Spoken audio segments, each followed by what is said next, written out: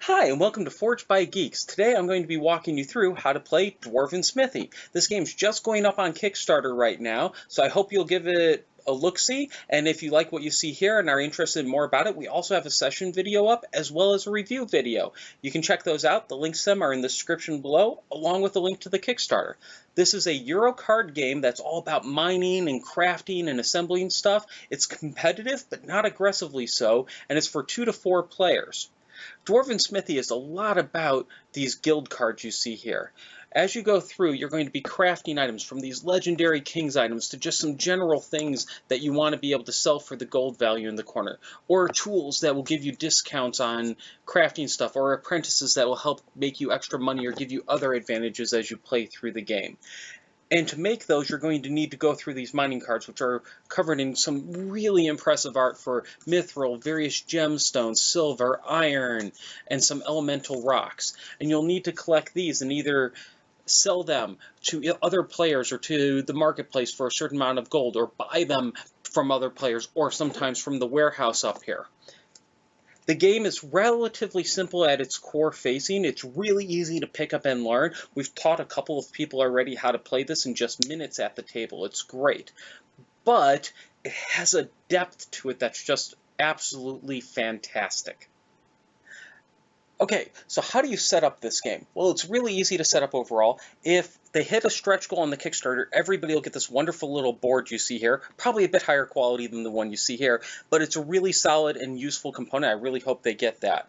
It has a spot for you to place your guild deck, a spot for you to place your mining, 2 spots for coins so you can have coins on opposite side of the board so that everybody has easy access to them, and then this warehouse here and the associated discards. I'll get into what this warehouse is later, but it's pretty straightforward. The other thing you need is you'll need these character cards.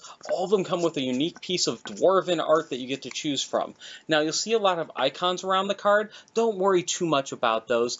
As you play the game, they won't be that important. We actually found later in the game, we were just flipping the cards over and playing with just a pretty dwarf art up for each of our characters. As part of setup, you're going to need to shuffle up the entire mining deck and shuffle up the guild deck. As part of shuffling up the guild deck, you're going to have to choose. Do you want to play a full, longer game, which we highly recommend. It's not much longer than the starter game, but it's worth every little bit. It makes it a little bit more tense and requires a little bit more thought. What you'll see is in the corner of some of these cards, you have this little hourglass symbol here. That symbol is for the longer game. If you choose to play the starter game, you'll have this symbol instead. It's a little anvil-like symbol. If you want to play the starter game, you put only in the cards that have the anvil symbol and you remove all the hourglass cards. If you want to play the longer game, you remove all the anvil cards and put in all the hourglass cards. There's a ton of cards without either symbol. So for example, the mining deck has none of either of those, so you just use the whole mining deck with every game.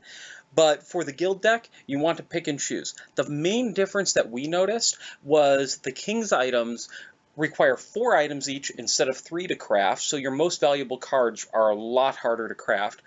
Also, they tend to require a specific element stone and a specific gem instead of saying any element or any gem. So that makes them even harder to craft on top of the additional item. But it makes players have to work off of each other a little bit more, and you sit there and you're staring at the other players' markets going, oh God, please put up this gem, or please put up this element, because you desperately need it. Or like in our session video, there was a large part of the time when I was just begging somebody would put mithril up in their market because I needed mithril so bad. But the full game is just so fundamentally better. I highly recommend checking it out. Now, in addition to that, each player will start with 15 gold, so I recommend that you take 2 5s and then 5 1s as your starting currency. This will allow you to have a little bit of change up front in order to do some purchases from other places, the players, the warehouses, or whatever it may be. Next, like any game, you need to pick a first player. Now, the first player, I would say, unlike some other games, does get a definitive advantage in this. So there is a little bit there, but the definitive advantage is really small. But it is a clear advantage because after somebody has chosen to end the round, every other player gets 1 additional turn. Whereas most games, you'd have somebody marked with a first player token, and then once a round ends, it only goes to whoever was the last player and you're done. This one, it goes an entire more, so the first player may get an extra turn based on how things wrap up. But other than that, it's pretty simple to choose. Use your favorite method. We usually use rock, paper, scissors, but what they recommend is the person with the longest beard or most dwarf-like features, something like that. So it's pretty fun. I like how they themed it a little bit, but use whatever method you want to pick the first player and go from there. Okay, so now I'm going to do a brief explanation of why you have a character card and what that's there for. So like I mentioned earlier, most of the time you won't need this character card once you've learned the game, but to start, I would definitely recommend playing with this side up. So what you have here is you have the market is on the top of your card. Here you have a limit of 4 cards that you can have currently in your market at a time. The market is where you sell goods. It's also where you make goods generally available to the other players to purchase. So if the other players don't purchase, you can sell them into the market or any of a number of things, or sometimes even pull them back in to work with. But most of the times, the market is there specifically to just make available for sale. On the bottom, you have the main area you're going to be working with. That's your workshop. That's where you put items to be refined. That's where you craft stuff. That's where you do a lot of things. You have a 7-card limit there. Now, it's important to remember, and this is something I'll cover a couple times, so don't worry too much about it, that these 7 cards are not just the cards actively laid out, it's also the cards that are currently being used to craft other cards. So be very careful about that. We ran into that a couple of times, and you'll even see in part of this video I'll probably make the mistake at least once and correct myself. Next, we have the tools area. This is where you can put items that usually give you a discount. So you'll start by crafting them in the workshop, and then you can move them up into tools later. And these give you discounts on the crafting. They'll remove like one of the components that's sometimes needed for crafting, and generally make stuff cheaper to accomplish from a crafting perspective. It's important to note that once you make 2 tools, you're stuck with them for the rest of the game. You can never get rid of them. Those are the only 2 tools you get. On the left side, you now have the apprentice area. The apprentice areas are a little bit more flexible. These generally increase your hand size, or they increase the amount of space in your market or your workshop, or other little benefits like that that can play a big role in how you play or what kind of benefits you get. But unlike with tools, once you have 2 apprentices, if you decide you want to swap out an apprentice, you can craft a new apprentice, move them into the apprentices area, and remove one of the current ones back to the workshop.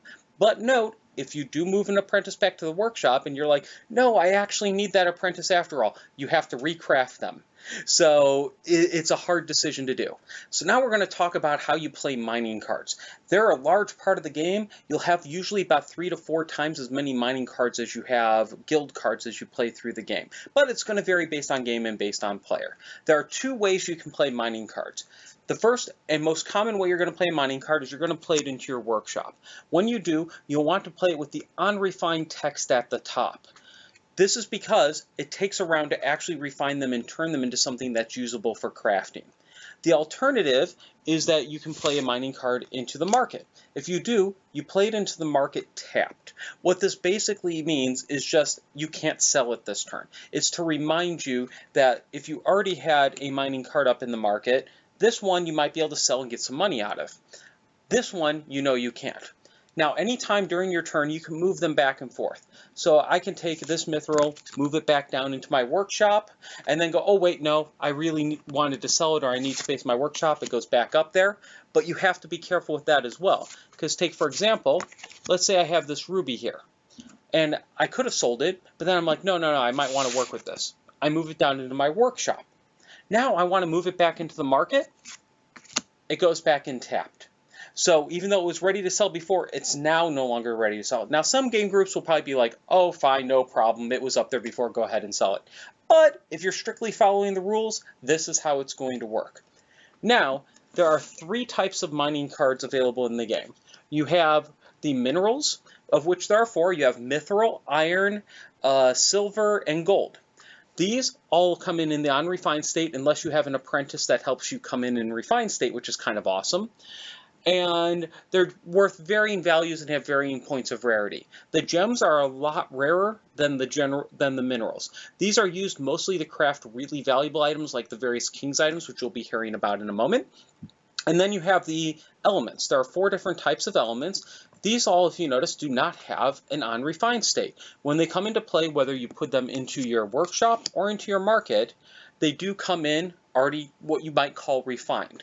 But similar, every card when in the market will be placed in a tap state, so you cannot sell it right away. Part of what that's there for is, rather than you just being able to dump this right into the warehouse, make some money, call it good, it gives everybody else around the table a chance to buy the card. So sometimes you have to be careful whether you're going to play gems or elements into your marketplace, because doing so means somebody else who needs something really rare might be able to take it for crafting. One final thing here is, as you move stuff between the warehouse and the market, its current state stays, or workshop in the market, its current state stays the same. So this ruby, if it was refined in your workshop and you moved it up to your market, it would be tapped, but now it's still a refined ruby. So you do get that benefit of it.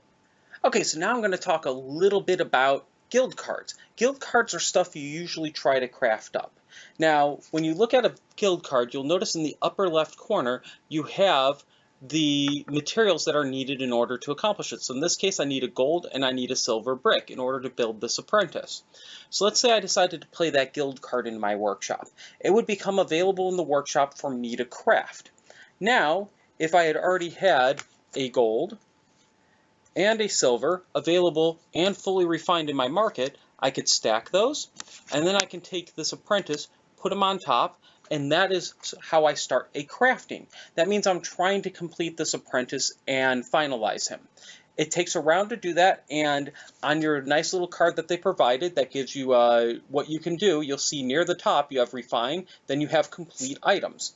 Now, the items had to be fully crafting. You can't move a refined item into there right after it refines. It has to have started crafting the previous turn, and if it has, then once your next round comes around, you would be able to take this apprentice, move him into your apprentice area, and then the other two cards in this case that was used to create him would go and become discarded. Now let's talk about the King's Item Guild cards. These are your most valuable cards. When you craft these, they're going to be worth the most money possible in the game. These are really valuable, but there's also a trick to playing them. So you can play them like I did the apprentice before with trying to craft. He's got need of 2 gold, a moonstone, and a frost. They're always the most expensive things to craft. So after I play him, I could eventually build up, get my 2 gold, get my moonstone, and get my frost. And now I have enough to craft this King's item. At that point, I can start the crafting, and just like with the other apprentice card or other items, once it's complete, I can take it. Now, unlike with the other ones, where I discarded all the cards, the King's item would stack, and it moves up to permanently take a slot in your market. This doesn't mean somebody can buy it. Let's be clear. Once you have a King's item with a stack of cards under it in your market, it's just stealing a slot, and it's there for scoring at the end of the game. But there is an alternative. If I built up and I got all 4 of these cards sitting and taking 4 slots in my workshop, and I wanted to play this King's item, but I don't want people to know what it is or how many points it's worth at the end, if I still had it in my hand, I can then take all of these, I can stack them up just like I would for any other crafting. But then the trick is, then I play the King's item face down on them. Then, when the end of the round or when it comes back to my next turn, I can take these just like before, I can stack them up, I move it into my market, and it stays entirely hidden from everybody. No one knows that's worth 85 points, which I do know. So be very strategic. Sometimes you need to get the card out of your hand, and it's best just to play face up, let people know what you're doing, especially if you know you're going to be able to complete it already. Who knows, maybe it'll intimidate some people. But most of the time, you're going to want to try to play those last second to start the crafting.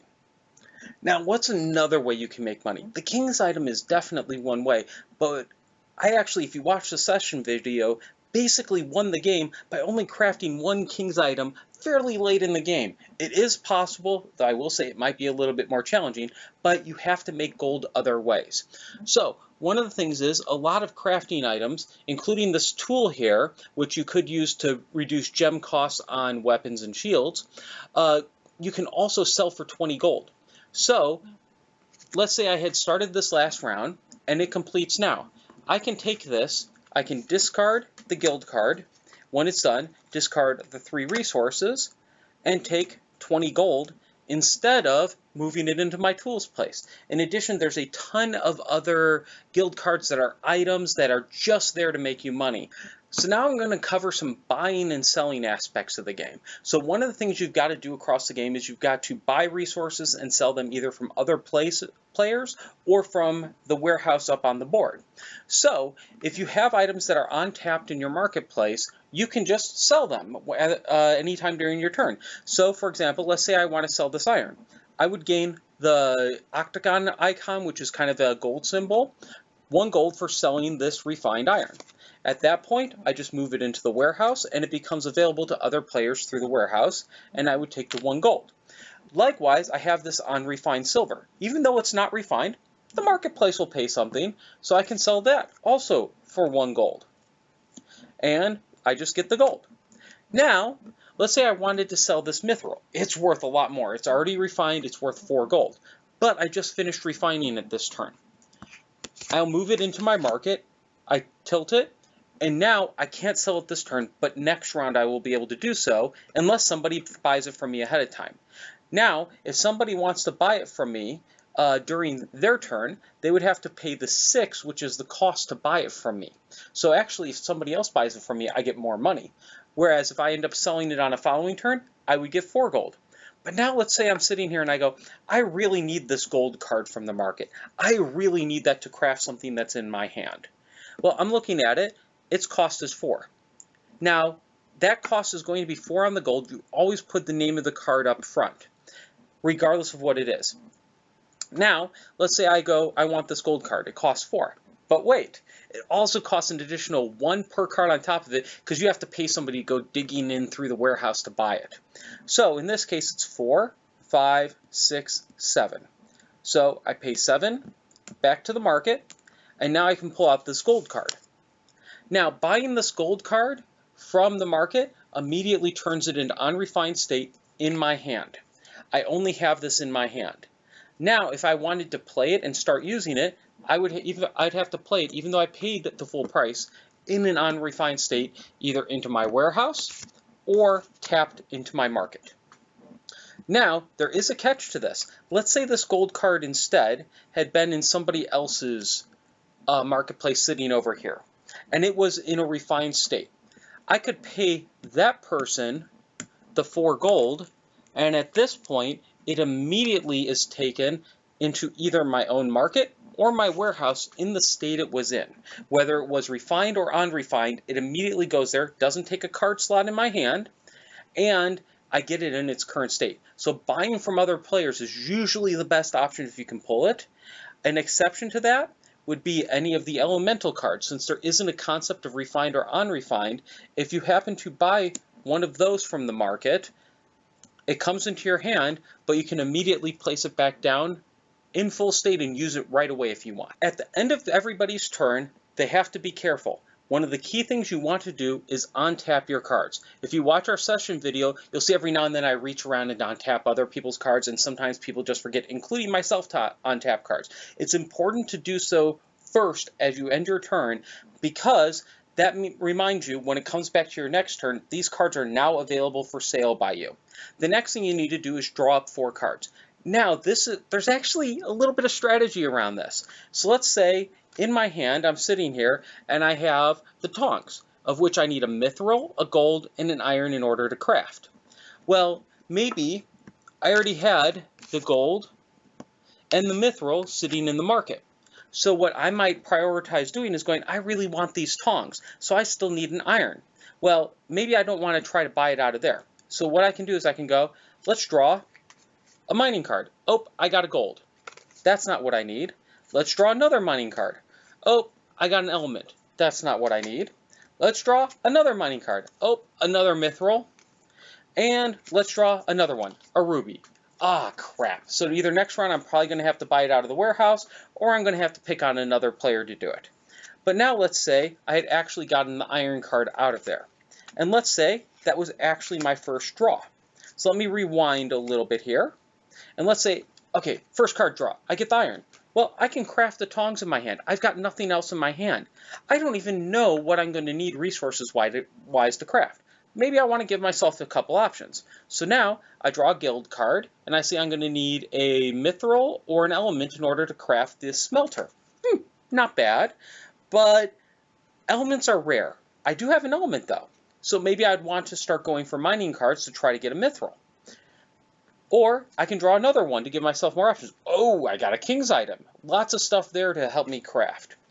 And now I have one more card to draw. At this point I can either once again try to fill out, or I can go, nope, I'm going to draw one more guild card in order to give myself more crafting options. So it's really about sometimes you look at your cards and you go, oh, maybe I stopped after the king's item instead, and I go, I really want this king's item. Now it's time to get more mining resources. And you pick what you draw with each additional card.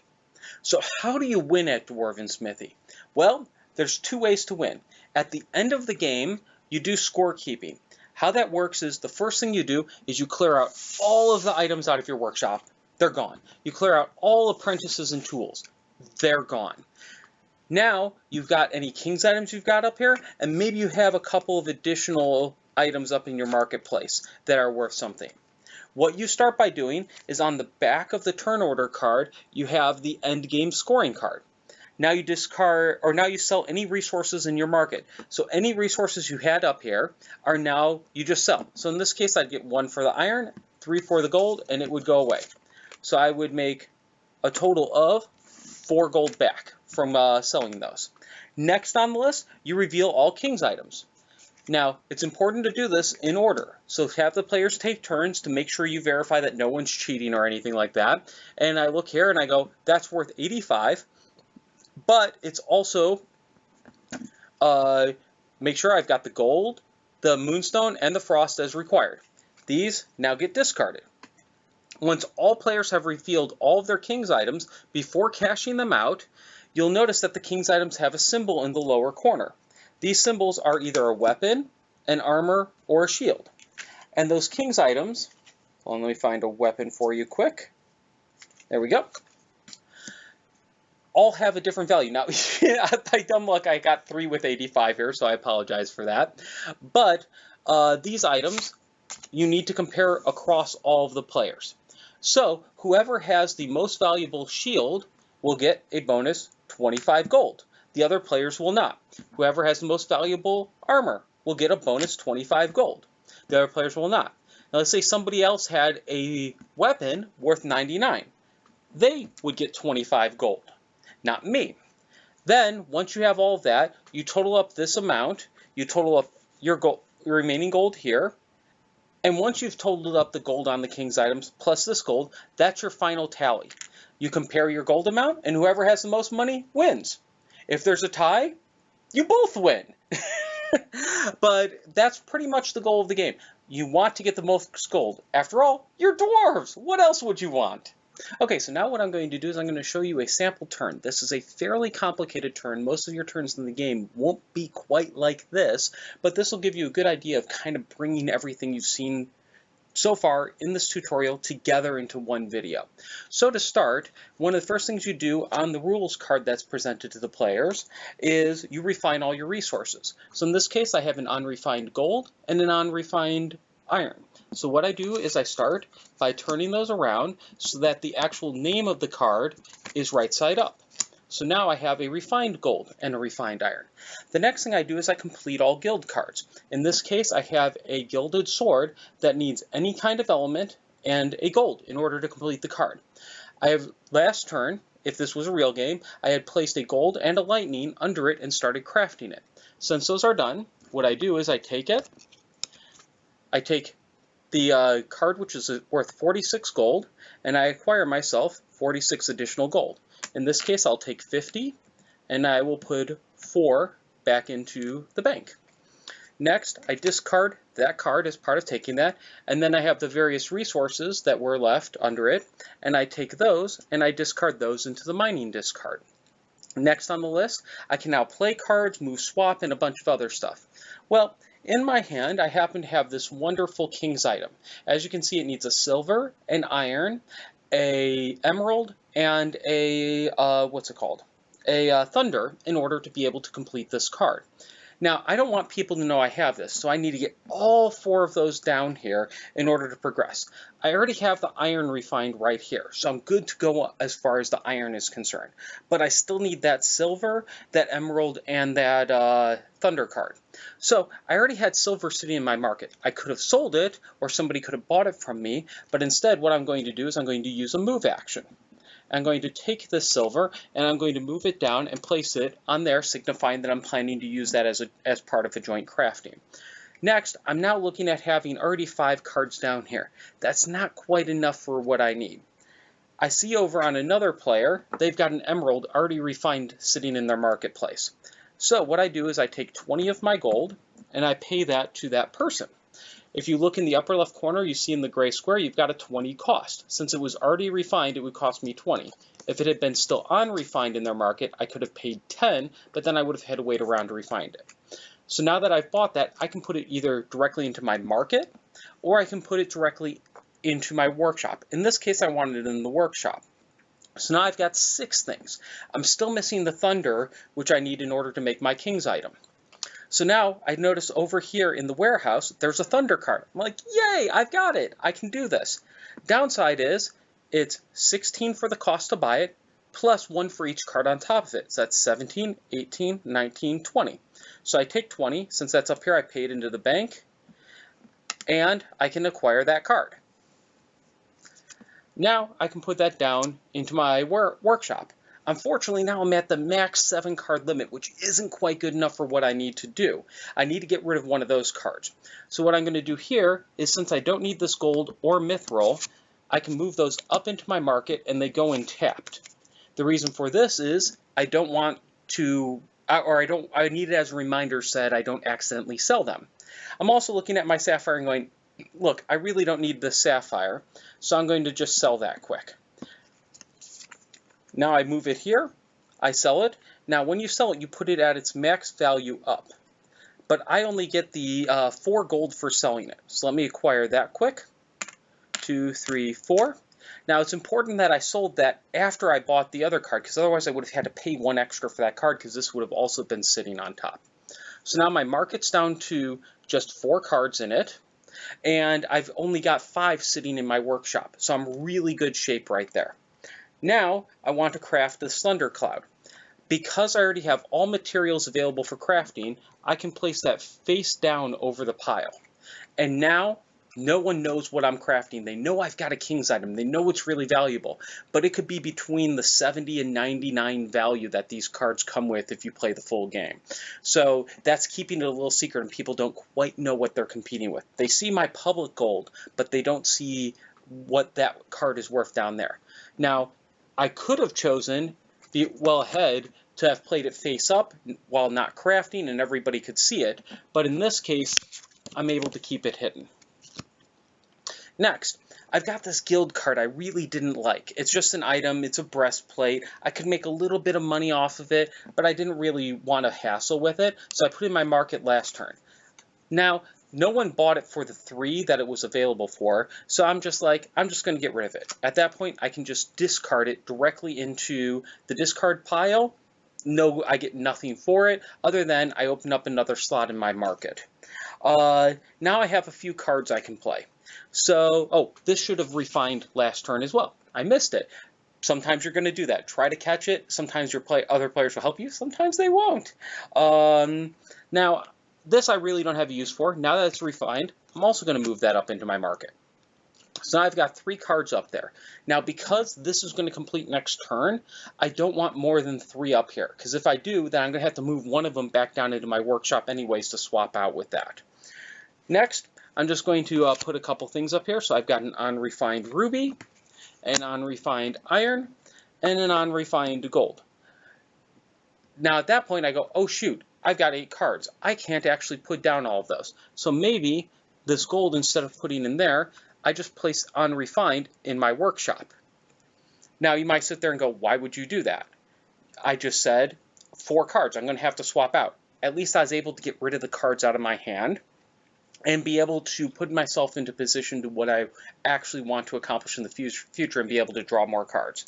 Last but not least, you now untap all of your cards, making them available for you for the next round, and you draw up. In my case, I would draw up probably something like 3 mining and a guild. That's usually about the mixture I do. I'd pay a little bit more attention in planning there, but for this sake, I'll just draw up those 4 cards.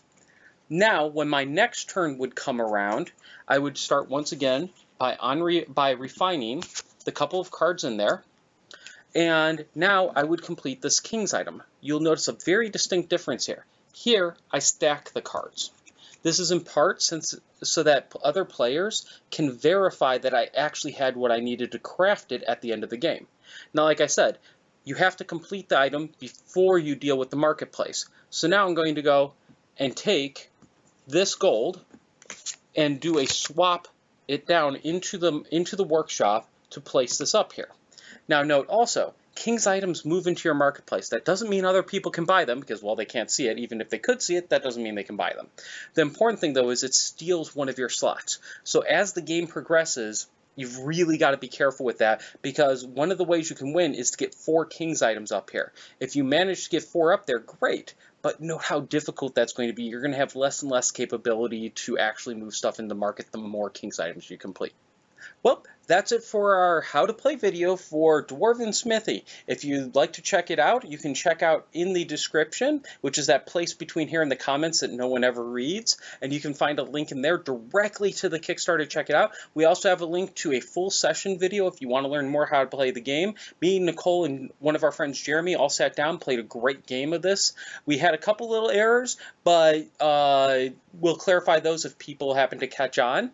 The other thing is, we have a review video up we highly recommend you check out.